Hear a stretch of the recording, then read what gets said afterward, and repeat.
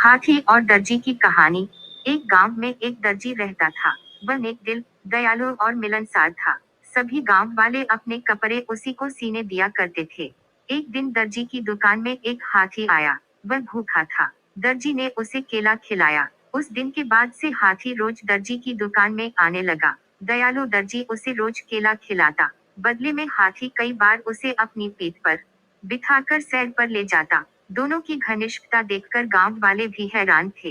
एक दिन दर्जी को किसी काम से बाहर जाना पड़ा। उसने अपने बेटे को दुकान पर बिठा दिया। जाते जाते वह उसे केला देते हुए कह गया कि हाथी आए तो उसे खिला देना। दर्जी का बेटा बड़ा शरारती था। दर्जी के जाते ही उसने केला खुद खा लिया। जब हाथी आया तो उसके शैतानी दिमाग में एक शरारत सूझी। उसने एक सुई ली और उसे अपने पीछे छुपाकर हाथी के पास गया।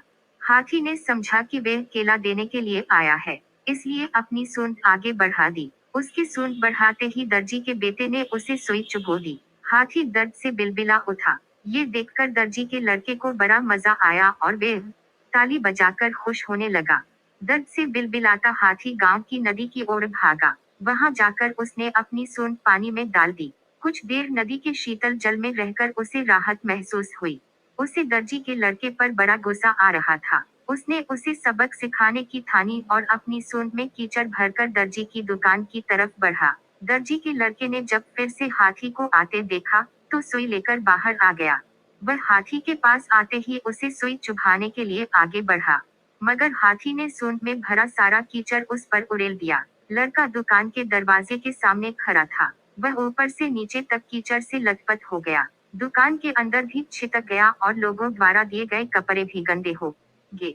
उसी समय दर्जी भी अपना काम निपटाकर दुकान वापस आया। वहां की ये हालत देखकर उसे कुछ समझ नहीं आया। उसने अपने बेटे से पूछा तो बेटे ने सारी बात बता दी। दर्जी ने बेटे को समझाया कि तुमने हाथी के साथ बुरा व्यवहार किया है, इसलिए उसने भी तुम्हारे साथ वैसा ही व्यवहार किया है। जैसा व्यवहार करोगे वैसा ही पाओगे। आज के बाद किसी के साथ बुरा मत करना। फिर दर्जी ने हाथी के पास जाकर उसकी पीठ सहलाई और उसे केला खिलाया। हाथी खुश हो गया। दर्जी के बेटे ने भी उसे केले खिलाए, जिससे हाथी और उसकी दोस्ती हो गई। उस दिन के बाद से हाथी दर्जी के बेटे को भी अपनी पीठ पर बिठाकर घुमाने लगा। अब दर्जी के बेटे ने शरारत छोड़ दी और सबसे अच्छा व्यवहार करने लगा। सीख, जैसा करोगे वैसा भरोगे। जैसा व्यवहार दूसरों से चाहते हो वैसा व्यवहार दूसरों के साथ करो। बुरे काम का बुरा नतीजा।